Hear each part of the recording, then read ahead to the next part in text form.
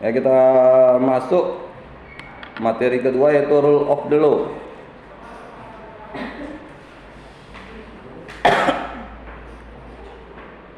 Ya, kata ini merujuk pada pengertian suatu doktrin bahkan terhadap suatu ideologi. Ya, terhadap suatu ideologi bagaimana penyelenggaraan pemerintahan harus dilaksanakan. Ya. Jadi rule of the law ini harus dia sesuai dengan aturan hukum. Aturan hukum ini mana? Ya, apa yang sudah pernah diberlakukan terhadap suatu negara, baik di negara manapun. Ya. Jika suatu sistem dilaksanakan di suatu negara, tidak ada keributan negara itu, maka itu sudah dianggap sebagai suatu yang baik. Ya. Arab Saudi sistem kerajaan dari zaman dahulu, dari zaman Nabi sampai sekarang sistem kerajaan gak ada keributan di situ. Udah, berarti sistemnya bagus. Ya, bagus bagi mereka, bukan bagi negara lainnya. Ya, sistem keturunan di sana. Brunei juga, Pak. Ya, di Brunei, di Korea Utara, di Inggris, di beberapa negara Asia dan Timur Tengah tuh banyak juga itu. Jepang ya. Jepang dia sistem kekaisaran, lebih pada sistem kerajaan juga.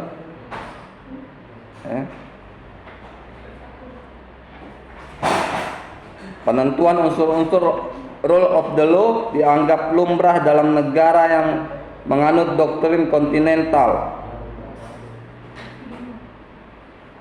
Ya, salah satu problem yang muncul adalah bahwa doktrin itu lebih dekat dengan sistem di Inggris dan mengabaikan kemungkinan adanya bermacam sistem hukum. Ya. Jadi rule of the law ini lebih melihat kepada sistem di Inggris. Kenapa lebih melihat pada sistem di Inggris? Seperti yang saya bilang tadi, bahwa orang akan melihat sistem pemerintahan itu berhasil jika tidak ada keributan di negara itu. Kita nggak pernah dengar ada keributan atau demonstrasi di Inggris tentang sistem pemerintahan, ya. Ya, nggak pernah, ya. Kecuali yang kalau baru-baru ini ada tentang Palestina Israel ada, ya. Tapi kalau tentang sistem pemerintahan, penyelenggaraan negara itu nggak pernah ada. Swiss memang nggak ada. Ya, Swiss hampir sama kalau kita bilang itu dengan Korea Utara. Dia amat sangat tertutup. Jadi kalau kalian, ya, ada uang hasil kejahatan, kalian taruh di sana. Aman itu. Aman. Ya. Itu negara manapun, negara sekuat apapun, Amerika pun minta dibuka akses atas rekening nama A, nggak akan bisa. Nggak akan bisa terbuka. Ya.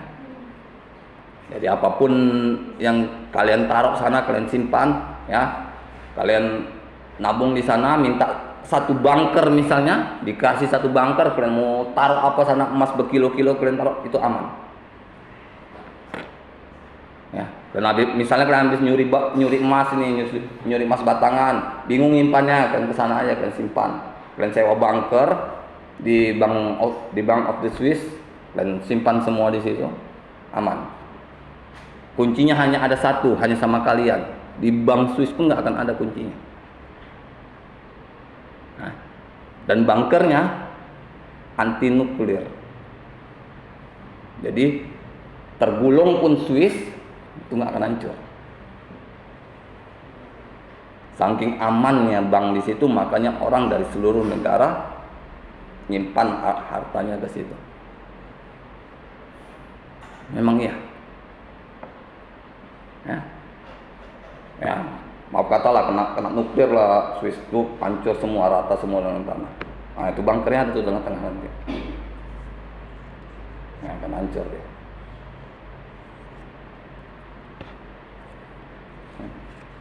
Memang biayanya juga lebih besar di sana karena memang sistem keamanannya yang tinggi.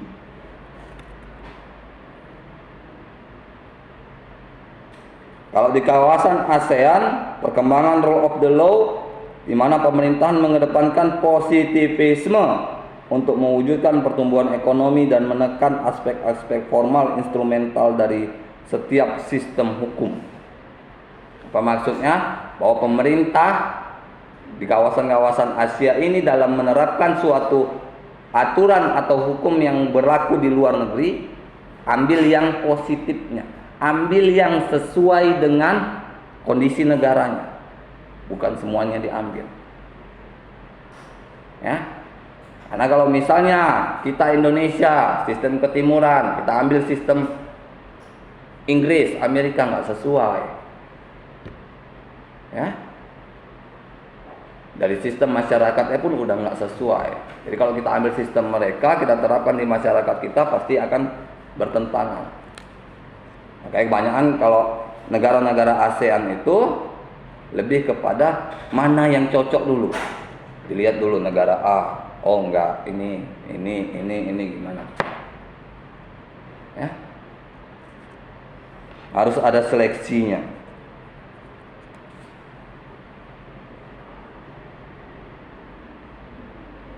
Ya, kalau kita lihat Singapura yang bersih dari korupsi, mempunyai birokrasi yang efisien dan modern, standar hidup yang tinggi,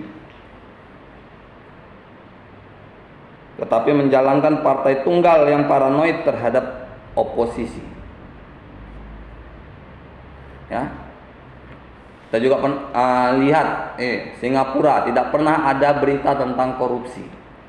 Kenapa? Karena kalau kalian jalan-jalan ke Singapura nanti kalian lihat standar hidupnya di sana tinggi, gajinya pun tinggi-tinggi di sana. Dapat kalian kerjaan misalnya di sana, itu gajinya tinggi. Ya. Masyarakat nggak boleh susah, sehingga apa? Sehingga tindak kejahatan tidak terjadi. Ya kan? Jika masyarakat sudah tercukupi secara lahirnya, kebutuhan lahirnya sudah tercukupi, makan, sandang, pangan, papannya sudah tercukupi, nggak akan ada lagi yang mencuri, ya, nggak akan ada lagi yang merampok. Makanya Singapura termasuk negara paling aman untuk wisatawan. Ya, di sana pun tidak ada oposisi, partai hanya satu. Supaya apa? Supaya kondisi ekonomi negaranya tetap tinggi.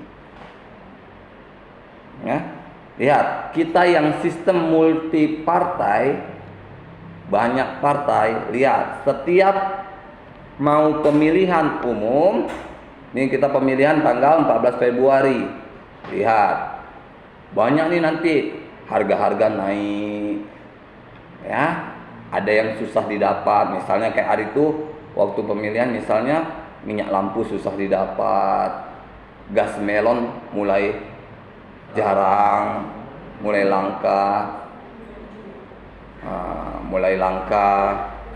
ya kan? Dulu kan seperti itu.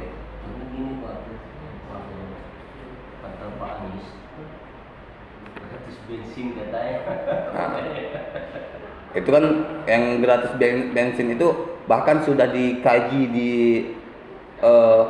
podcast ya Deddy Corbuzier bersama Bapak Muhaimin sendiri. Ya. Kalaupun itu dilaksanakan, itu negara harus menyediakan 2.000 kuadriliun. Ya, kalian boleh cek di Google, kuadriliun itu nolnya berapa. Kalau miliar aja berapa? 12. Nah, kuadriliun itu berapa? Kuat ya, pakai Q ya, kuadriliun. Dan cek berapa nolnya itu. Kalau nggak pusing kalian ngitung nolnya. Dari mana? Ya. Ya. Tambah lagi, itu dua-dua udah dibantah loh di podcast Deddy Corbuzier. Langsung sama Bapak Mohaimin ya. Nggak mungkin. Dia sendiri bilang itu memang nggak mungkin. Itu saya hanya ngomong tapi udah dibantah juga sama Pak Anies sehingga itu nggak mungkin dilaksanakan. Memang nggak mungkin. Dia mengucapkan dia sendiri nggak mungkin. Ya, apalagi yang nggak masuk di akal? Yang subsidi ibu hamil. Ya, mohon maaf kalau memang betul ada subsidi ibu hamil 6 juta per bulan selama kehamilan, maka bahkan banyak perempuan-perempuan yang hamil di luar nikah dapat 6 juta kan, gak perlu kerja. Prabowo adalah yang baru. Prabowo kasih minum susu sama makan di siang. Ntar dulu, satu-satu ya. Logikanya ya. Kalau perempuan susah cari kerja, ya, ini ada tawaran nih 6 juta per bulan. Dicari laki-laki, mau nggak kau hamilin aku? Ya kan, 6 juta per bulan. Berapa bulan perempuan? 9 bulan. Ya, 6 kali 9, 54 juta. Kalian dapat anak, bisa dapat buka usaha. Ya kan? 54 juta loh. Ya kan, logikanya kan seperti itu kan. Ya, kalau itu sampai terjadi, setiap orang berpikir praktis seperti itu, ya, negara akan bangkrut. Iya. Banyaknya anak SMA yang baru tamat bahkan belum tamat SMA pun lihat bakalan hamil. Dapat kok 6 juta. Ya. Kalian kerja pun 1 harian belum dapat. Sebulan pun belum tentu kalian dapat 6 juta. Ya kan? Kalian tamat sarjana S1. Gaji kalian paling 3 juta, 4 juta. Ini 6 juta. Nggak ada kerjanya, di rumah aja. Ya kan? Di rumah aja tidur-tiduran segala macam. 6 juta masuk ke rekening. 6 juta masuk ke rekening. Ya kan? Nanti mau melahirkan, rumah sakit mahal dong. Rumah sakit mahal kan cuma 25 juta. Kita dapat 54 juta. Apa misalnya Stella Maris, masuk. Pilih dokter yang terbaik. Habis 25 juta itu sekali melahirkan. Ya kan? Masih banyak sisa. Udah bisa foto. Aku melahirkan di Stella Maris. Sekelas artis. Stella Maris memang mahal. Stella Maris yang khusus untuk melahirkan itu mahal. Itu dokter ya dibayar 20 juta. Karena dokter spesialis. Ya. Kita kaji lagi kalau dari Pak Prabowo yang memberi susu sama makan siang gratis. Ya. Bisa dilakukan? Bisa. Tar dulu. Ya. Ini kan dia bilang kan yang mau. Ternyata banyak pesantren yang tidak mau. Ya. Kalau tidak mau, ya tidak dipaksakan. Sebenarnya bukan nggak kita bilang tekor. Tekor dari mana? BLT kan keluar terus kan? Ya. BLT Covid keluar kan? Yang dapat beras, dapat minyak. Masalahnya begini Pak, mulai dari anak TK, SD, SMP, SMA. Enggak. Itu targetnya. Enggak. Yang diutamakan semalam itu pesantren. Itu saya nonton debatnya.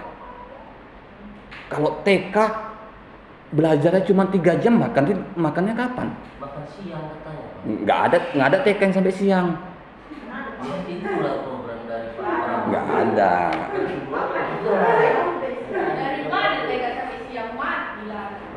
Anak kelas 1 SD aja pulangnya jam 11 siang. Maksudnya habis pulang sekolah dibagi itu apa itu nasi sama Enggak. susu. Kalau yang kalau nasi kotak itu setiap pulang sekolah gitu jam-jam siang gitu. Yang kalau yang saya pahami itu untuk pesantren atau sekolah-sekolah yang memang full day. Yang saya pahami, yang untuk sekolah-sekolah full day untuk karena kan temanya memperbaiki gizi untuk yang full day. Tapi kalau yang untuk setengah hari itu enggak. Bahkan untuk yang masuk pagi keluar siang itu enggak dapat. Kenapa saya tahu? Ada sekolah-sekolah dekat rumah saya itu enggak dapat surat itu. Tapi yang pesantren-pesantren dekat sekolah saya itu dapat. Ya, karena dia seperti itu, perbaikan gizi itu memang iya. Mungkin. Berarti ada kesenjangan sosial. Ya daripada yang seperti saat sekarang ini, kita lihat ya, seperti saat sekarang ini BLT. Bener enggak yang di daerah kalian ya? Ini yang di daerah kalian masing-masing ya. Kita nggak usah cerita daerah lain. Bener enggak BLT itu udah tepat sasaran? Belum kan? Bahkan di daerah saya ya, yang rumahnya termasuk mewah itu dapat. Alasannya katanya pembantunya bukan kakak situ, bukan KTP situ, kok bisa dapat BLT dari wilayah situ? Nggak logika. Maka lebih bagus seperti itu, langsung kasih makan. Yang BLT itu tarik, kasih makan. Untuk warga-warga ya udah kasih aja makan setiap hari. Atau saya sangat dukung seperti ini, yang pernah saya sampaikan sama kalian, masjid dekat rumah saya ya, yang setiap sholat subuh pagi dapat beras. Kalian sholat subuh di Simpang Ismailiyah tuh dapat beras kalian tuh. Kan masih ada tuh spanduknya, kalian lewat lah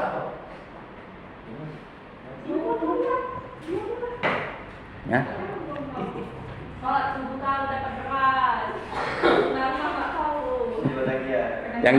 Yang di Ismailiyah itu Al Hikmah yang besar itu.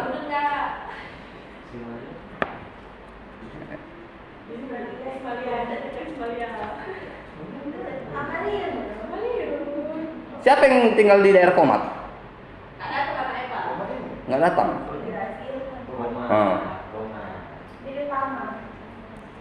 Jadi Utama. Udah dekat-dekat rumah dia lah.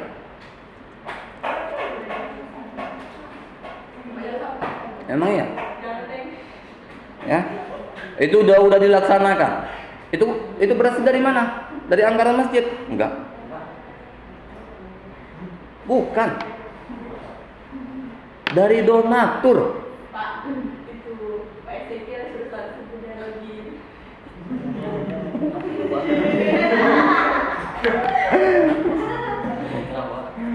Dia yang ngomong kok deh mas. Perbaikan gizi Pak Eyan. Perbaikan gizi kan.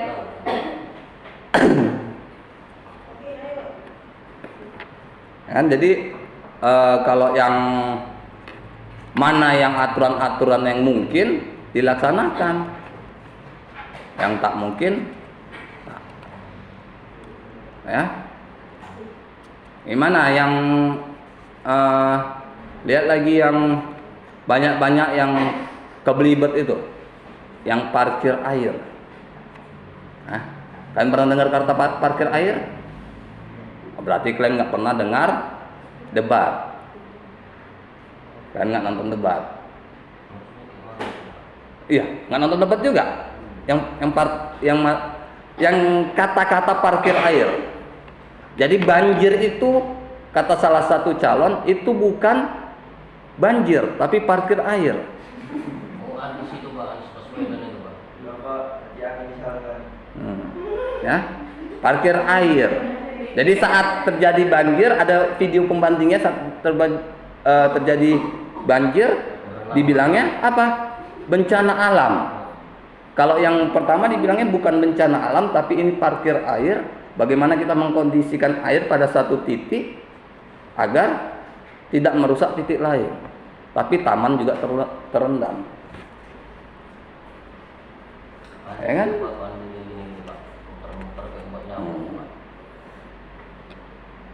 Bapak Anies itu mantan rektor Universitas Paramadina Jakarta. Makanya orang-orang pendidik seperti dia pandai merangkai kata. Iya, koyok bisa itu Pak.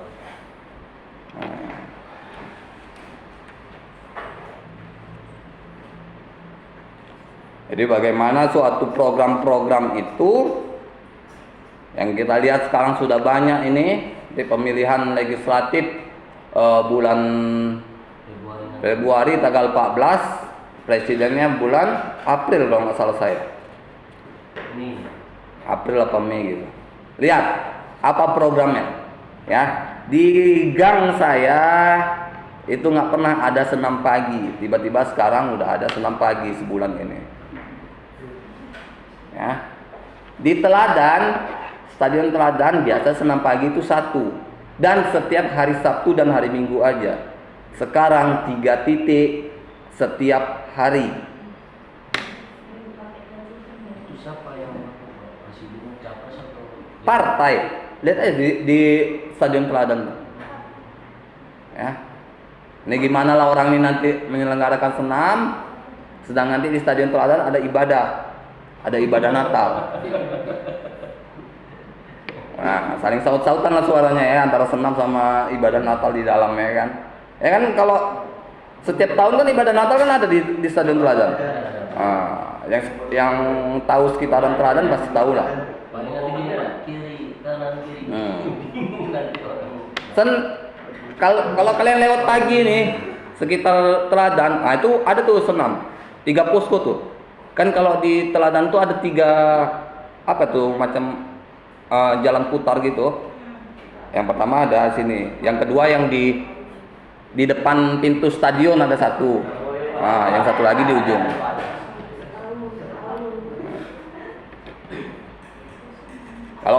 Kalau kalian nggak tahu berarti kan juga nggak pernah nonton bola di stadion.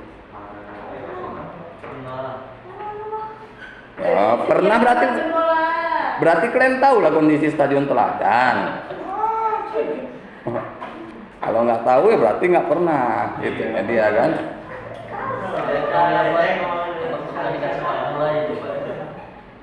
Pak, ada yang mau lebaran loh, Pak. Ezekiel. Iya. Kan saya juga, ya mohon maaf ya, saya nggak ngerti juga yang proses ini. Pertama, ada pemain saya yang minggu lalu tanggal 15 dia tidak ikut turnamen, katanya lagi Natalan.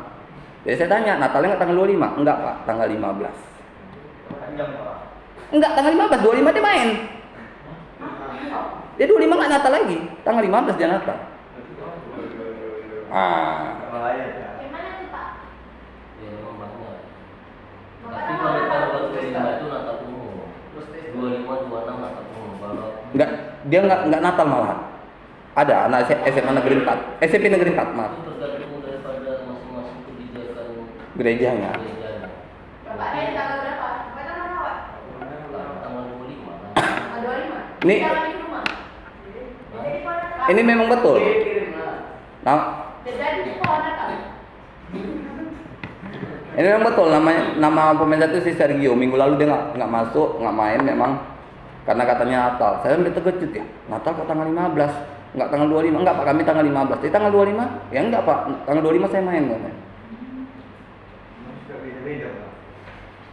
Nah, Dia mau sama dia, Pak.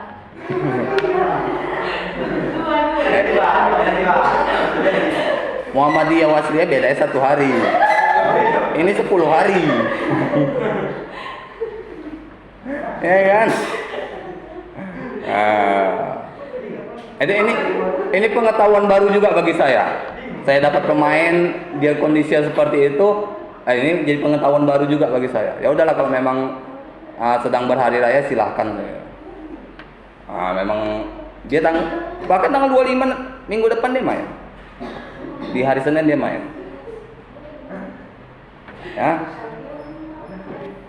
Ya inilah materi kita hari ini. Kita lanjut di minggu depan pertemuan terakhir.